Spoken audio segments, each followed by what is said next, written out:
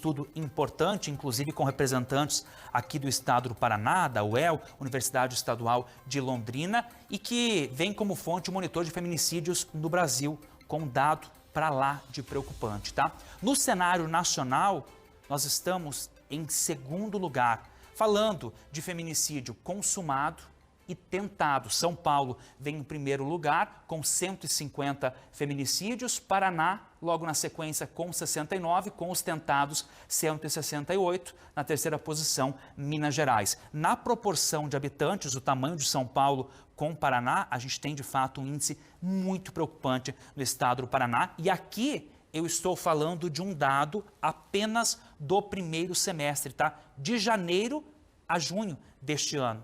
E ele foi divulgado agora em agosto, então um dado de fato preocupante, onde nós estamos no segundo lugar. Dentro desse dado foi estratificado o estado do Paraná. E a gente vem também com um dado bem preocupante para o Oeste. Em primeiro lugar, isso é número total, tá? Nós temos a capital Curitiba com 12 casos. E aí, empatado em segundo lugar, Toledo e também Cascavel com 7, tanto falando de consumado como tentado. Nessa proporção de habitantes, Toledo tem o cenário mais preocupante, seguido de Cascavel. 6 horas e 41 minutos, de fato, números que nos trazem preocupação e que trazem também essa preocupação com a condenação, com a prisão, com a investigação. Eu estou com a promotora de justiça, Andréa Friis, então para a gente bater um papo sobre isso. Primeiro, mais uma vez, obrigado por estar conosco, para a gente conversar sobre esse assunto tão importante. Bem-vinda. Muito obrigada. Eu que agradeço a oportunidade de estar falando a você, aos seus ouvintes. A gente falou aqui dos dados que preocupam. Esse número tinha que ser zerado. O ideal não dá mais para a gente tolerar. Quando a gente fala de prisão de um agressor, de um assassino, que está sendo acusado de feminicídio, a gente tinha uma pena estabelecida até o momento, mas que pode mudar, porque tem uma decisão, né?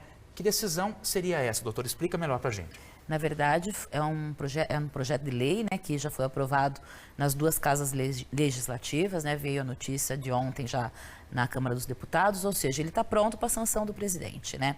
E esse projeto, então, ele traz, né, um aumento agora, um aumento maior ainda, porque quando o feminicídio foi inserido no Código Penal como uma figura autônoma, qualificada, já elevou a pena, né? Que antigamente você ficaria a critério ali do promotor, do julgamento, se iria, né, consistir isso uma qualificadora. O feminicídio trouxe já para patamar de 12 a 30. E nessa lei, ontem aprovada, a mínima, que era 12, passa a 20 e a máxima passa a 40 anos, né? Então vai ser o crime com pena maior na nossa legislação. Antes da gente seguir conversando, deixa eu chamar a Rafa Schwinker para a nossa roda de conversa aqui, até porque ontem, quarta-feira, depois do fim do RIC Notícias, a Justiça veio com uma definição, inclusive a condenação de um homem por matar a esposa a facadas na frente da própria filha. Ô Rafa, em primeiro lugar, muito triste a gente voltar a essa notícia, mas trazendo detalhes da condenação desse homem. Qual foi o resultado, de fato, dessa condenação? Isso mesmo, o resultado foi 33 anos e 4 meses de prisão.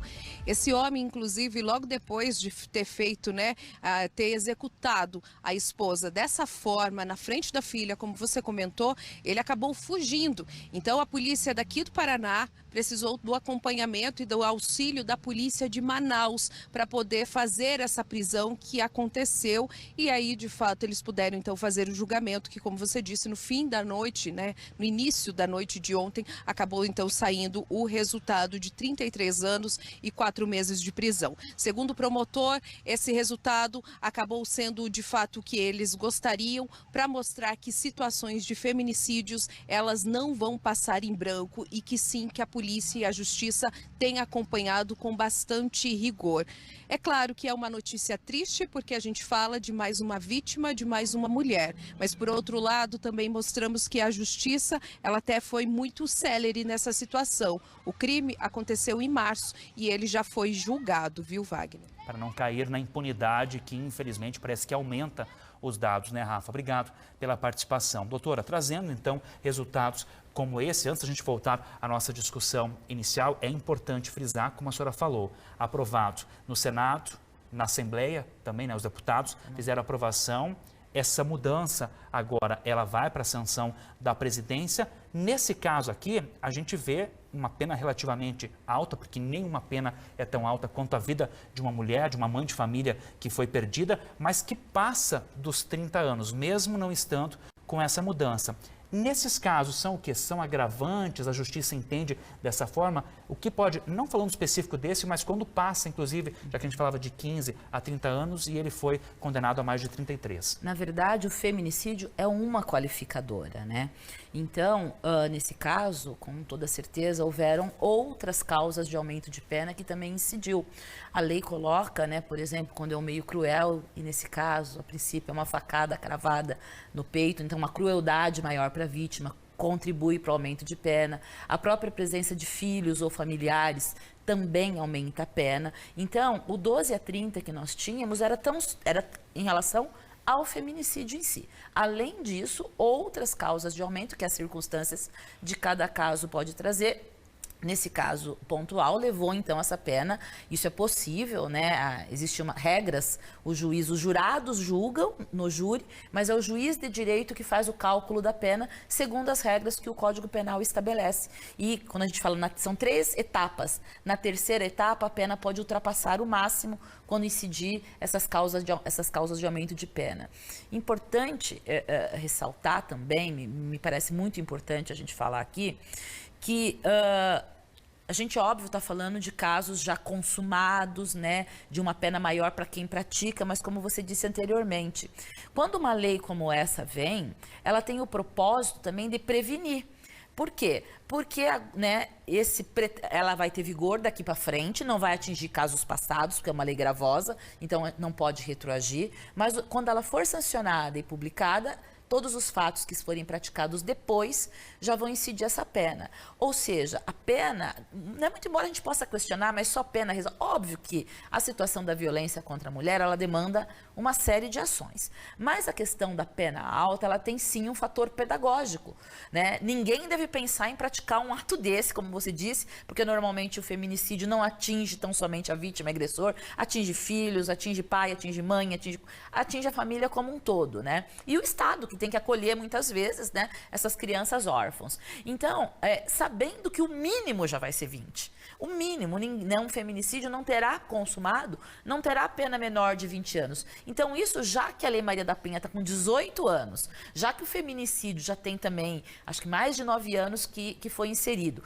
e os números, como você bem pontuou, continuam muito elevados, então, muito embora a gente ache que só aumento de pena não resolva, mas ele também tem esse caráter preventivo, para o cara saber que ele pode estar tirando a vida daquela mulher, mas ele vai ser pego, a gente vai atrás dele e a pena dele, a mínima, vai ser 20 anos. E aqui a gente destaca também a celeridade, principalmente nesse projeto e nesse crime, né, nesse julgamento, melhor dizendo, mas de muitos outros, falando de feminicídio aqui em Cascavel, infelizmente não reflete o cenário nacional, né? Já há alguns anos, inclusive, há celeridade em julgamento desse tipo de crime aqui em Cascavel, mas a gente sabe que no cenário nacional não é bem assim. Porque assim, os prazos, né, o que acontece? Há uma regra muito rígida quando o réu está preso. Se o réu responde o processo preso, os prazos ali estabelecidos, eles têm que ser rigorosamente cumpridos, porque manter um dia a mais fora do prazo leva ao relaxamento da prisão. E nenhum juiz decreta uma prisão que não seja necessária, uma prisão preventiva, aquela ainda no curso do processo. Então, os processos de réu preso, eles sim acabam tendo um trâmite mais célere, que muitas vezes o processo do réu solto não tem, porque, né, as varas, elas, né, aqui em Cascavel da Porojúria, ela é uma vara separada da violência doméstica, né, que tem um número exorbitante. Então, nem sempre todas as comarcas, principalmente cidades pequenas, cidades de médio porte, às vezes a vara do júri é a mesma dos demais crimes. E é um réu solto, ele entra na ordem, né, e aí pode demorar, infelizmente. Essa mudança, para quem trabalha no meio jurídico, para todos nós, é um avanço. Como eu disse, né? Nós pensarmos que a pena tem dupla finalidade, ela não tem só de punir. Eu vejo como um avanço principalmente para gente tentar diminuir esse número, para que a pessoa ponha a mão na consciência que se ele vai mandar aquela mulher para o cemitério, ele vai ficar preso por um bom tempo, porque continua sendo um crime hediondo, que ele vai só receber progressão de regime em um prazo maior, e no mínimo, e assim, da mesma maneira que é muito difícil no Brasil você condenar alguém a uma pena máxima, ou acima da máxima, só se tiver outras circunstâncias, num crime grave como esse, é muito comum que a pena não seja mínima. Então, a mínima é 20, mas provavelmente ele vai pegar 30 daqui por diante, 25, 26. Então, principalmente, em primeiro lugar, nesse aspecto preventivo e, obviamente, no segundo lugar, para que, de certo modo, né, a vida daquela mulher, né, aquele conforto, a justiça não tem como trazer. Né? Mas, pelo menos, um acalento no sentido da responsabilização mais rigorosa de um crime tão bárbaro. E essa lei, tá? Só colocando uma observação, ela aumentou só a pena do feminicídio, viu?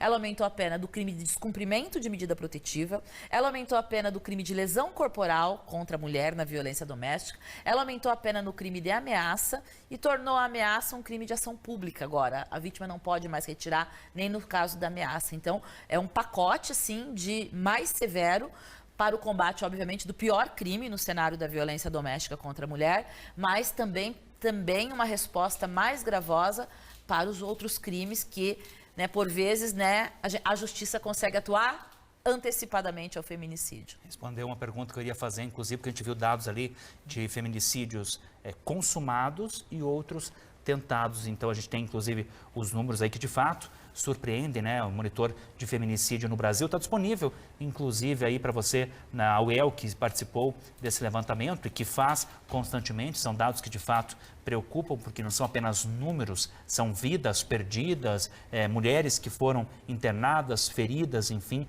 que não foi o feminicídio, de fato, consumado. Mas quando a gente fala de violência contra a mulher, não é apenas o feminicídio seria o último estágio, mas tem a violência física, a violência psicológica, a violência financeira e tantos outros, enfim. 6h52, falando desse debate envolvendo mulheres, a senhora hoje, queria aproveitar o adendo, não veio sozinha aqui com a gente. Trouxe uma pessoa bem especial, uma mulher importante também. Quem que está contigo? Minha mãe hoje está aqui comigo, a dona Ana está aqui comigo. Como que é o nome dela? Ana Fernandes. O que representa essa mulher para ti? Ela faz a mulher que eu sou, né? Ela faz parte da minha história, né? Então, a minha história foi talhada pelas mãos da dona Ana, né? Uma honra. E do seu Jorge, que ficou em casa, cuidando da casa, e a dona Ana veio passear comigo. Traga ele da próxima vez, tá? Venham assistir. Uma honra receber uma pessoa tão gente fina assim. Chegou ali, me deu um abraço caloroso. Obrigado pela sua presença e da mamãe também. Eu que agradeço, estamos sempre à disposição.